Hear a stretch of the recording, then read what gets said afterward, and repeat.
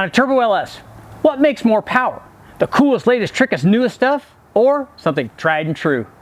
In this video, we'll cover the dyno test of two 4.8 liter LS combinations, both turbocharged and naturally aspirated.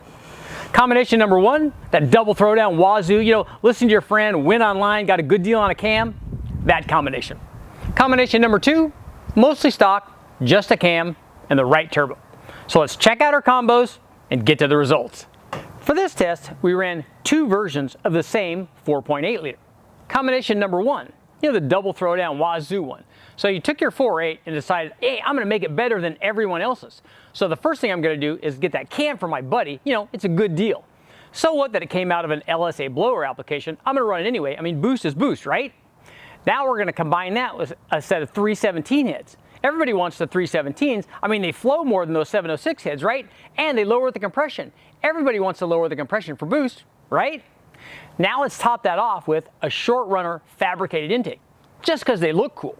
And the little bit of dessert we're gonna throw in there right at the end, we're gonna oversize the turbo too. We're gonna install a billet wheel S480 from Borg-Warner. Nothing wrong with the turbo, works great. Only on a 4.8, it might be oversized for our power level. So combination number two, very simple. It's the 4.8. Stock heads, stock truck, just a spring upgrade, and a stage 2 turbo cam from Brian Tooley Racing. And then we combine that with an S475 turbo, sized appropriately for this power output and RPM level. So let's hear them run and get to the results.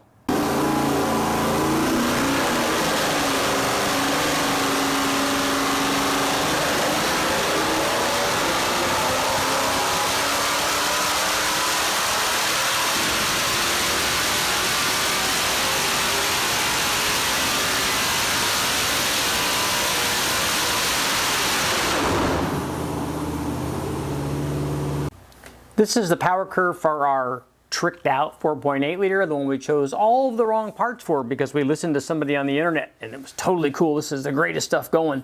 So we've got the 4.8 with the 317 heads, which lower the compression, a blower cam, which we got from our buddy because it was cheap, and we've got that short runner intake manifold on there. And this thing produced, the 4.8 produced 394 horsepower and 323 foot-pounds of torque. So it's up about 60 horsepower or so from, say, a stock one, which is not bad. I mean, that's obviously better than just running a stock one. But everything that we did here was in the wrong direction. I mean, the camshaft obviously was not ideal for a turbo application. It's going to be definitely soft in the middle being a blower cam. The short runner intake, not a good choice for a 4.8 liter. You can get away with a lot, just, as we'll see, the factory truck manifold, definitely a good way to go with a 4.8 with a smaller displacement. And the cylinder heads, 317s, everyone puts those on there, lowers the compression, perfect for turbo because they flow a whole bunch. All of that's wrong. So we're going to show you why. Here's what happened when we basically installed the stuff on there that should be on there. Look at the gain and power. Now, not so much at the peak. So out here, the difference was only 13 horsepower. But at the power peak, this new combination produced 407 horsepower and a big torque gain, 363 foot-pounds of torque. And this is with that truck manifold, 706 heads, and a proper stage 2 cam. This one came from guys at Brian Tooley Racing.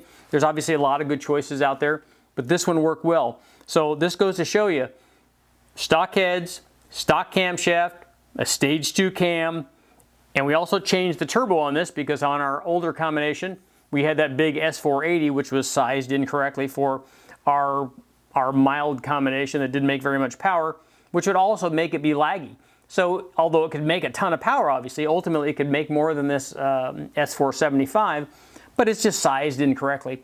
So now that we've taken a look at the naturally aspirated power outputs, let's find out what happens after we add a boost.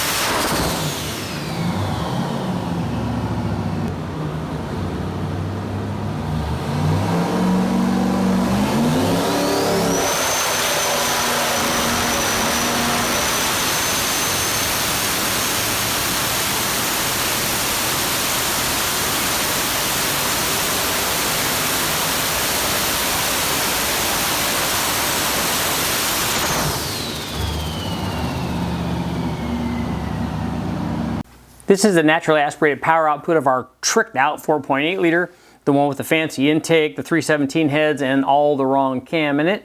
Now let's take a look and see what happens when we added that S480 billet wheel turbo that's obviously too big for the application. So we'll grab this thing at about 10 pounds of boost. So the combination looks pretty good. It's making decent power. You know, it's up near 585 or 590 horsepower. Got a, you know, good torque gain all the way through. Nice gains, nice power output from the turbo. But now let's take a look and see what happened when we added the same amount of boost to our other combination. With the truck intake, the 706 heads, and the Stage 2 Brian Tooley Racing Stage 2 turbo cam. And our S475 turbo. Now take a look at that. You'll remember, you know what, it might be easier if I do this. Let's bring up also the NA one so we can kind of compare all of that. So we can get it really messy up in here.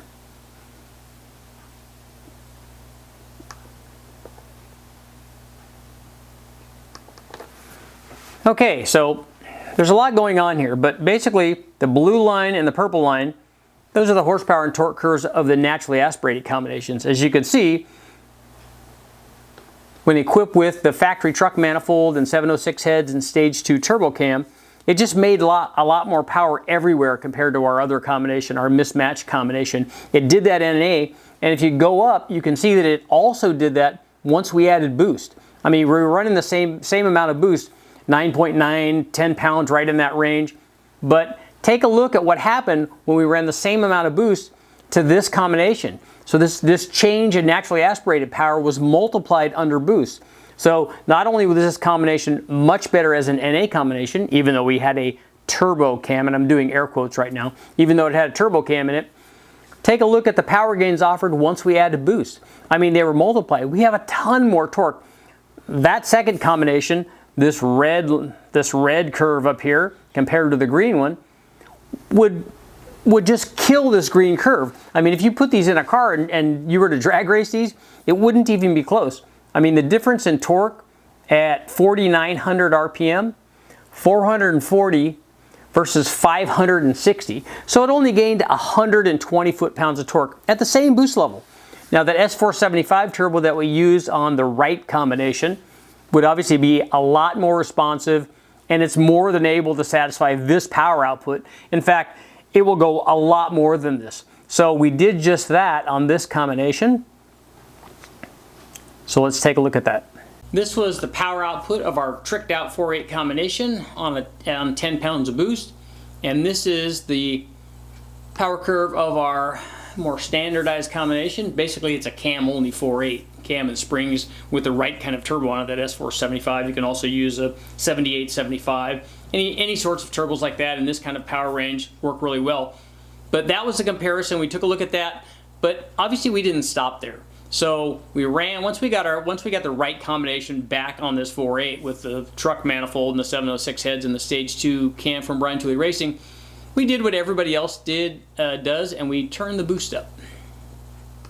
So remember, this has got an S475 turbo.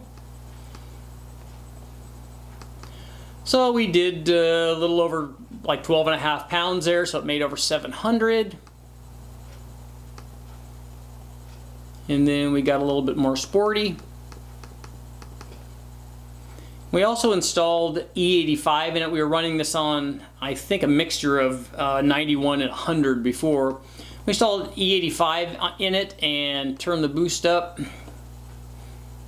And we shut it off at 6,500, didn't keep revving it. It kind of flattens out. You can see the power curve kind of flattens out. But we made easily over 800 horsepower, I think 825 or so, and that worked out very well. Now you could obviously go more. That S475 will certainly support more, and it's sized right for this 4.8. It's not going to have a ton of back pressure on this little 4.8. You could probably get up near 1,000 horsepower if you want to keep going, but we just want to kind of show what happened if we added a little bit more boost each time. The E85 works out really well. I like running the E85 because It's a lot less expensive than race gas is. I can just go over, I just go over and get it from the pump. You know, it's a couple bucks a gallon or whatever. It's more in California than it is everywhere else. Like everything else, kind of stupid. But it works really well for this kind of test. We ran 16 pounds on the red one where we made over 800 horsepower. So it works really well. There you go. All you need, you don't need to get fancy. All you need, cam, springs, a turbo, and a 4.8. Everything works. Because I know you guys would ask, because we use two different turbos, I have the boost curves here. Both of these will run at 10 pounds. This is our double wazoo tricked out 4.8 liter with the short runner intake and 317 heads and blower cam and that S480 billet wheel turbo. You can see it's got a rising curve. It's a little soft on the response here. So if we compare that to our run where we put the motor together. So this is the boost curve offered by the S475 combination, and that had 706 heads, a Brian Tooley Racing Stage 2 turbo cam, and the factory truck intake, not to mention that S475 turbo is a bit smaller than the S480 billet wheel. So you can see there's definitely a difference in the boost curves. Now on this one, I purposely used a manual wastegate controller to limit the boost to a peak of 10 pounds. That way, because it's hard to show boost response on the engine dyno because it has an artificial load when you first roll into the throttle and load the motor and then release it. You never see that on the street or at the drag strip. So using a manual controller allowed me to limit the maximum boost, and this would help show boost response, and it definitely did that. You can see that the combination with the bigger S480 turbo and the short runner intake and the wrong cam and the wrong heads was definitely softer down low. It was definitely softer on boost response. Now you might be able to skew this a bit and have an electronic boost controller and do what you can to get the boost up, but this definitely shows that the other combination is not as responsive as the right combination, the right size turbo, and you have a motor that's actually making a bit more torque and a bit more power. Now I know you guys are thinking, oh well, all the power difference is due to this change in boost, but if you'll remember, at 5,000 RPM, we had a difference of 120 foot-pounds of torque. Now, we have a difference of only 1 pound of boost at 5,000 RPM, so it's definitely not just the boost. It's the change in power multiplied by the boost pressure, and then we add that extra pound of boost that's worth something, obviously, 25 or 30 horsepower, something like that, for that extra pound of boost. But that's because it had more response. It's a better combination, it's more responsive, and even though it has the same peak boost, it has a lot more average boost and a lot more average power. Okay guys, what did we learn? Well, my takeaway from all this, keep it simple. Especially if you want to make less than 1,000 horsepower. All the stock stuff will work. Replace the cam, springs, and install a good turbo, and you're on your way. Now sure, you can make more power. You can put ported heads. You can put a stage 3 cam instead of a stage 2, because it's one more, right? You can put a short runner intake and increase the power at the top end. But this combination will already allow you to top out an S475 turbo. So what more do you need? If you really want to make more power, which you can, start thinking about adding another turbo. I'm Richard Holder, guys. Thanks for watching. Make sure to like, share, subscribe, ring the bell so I can keep doing these turbo tests. Thanks for watching.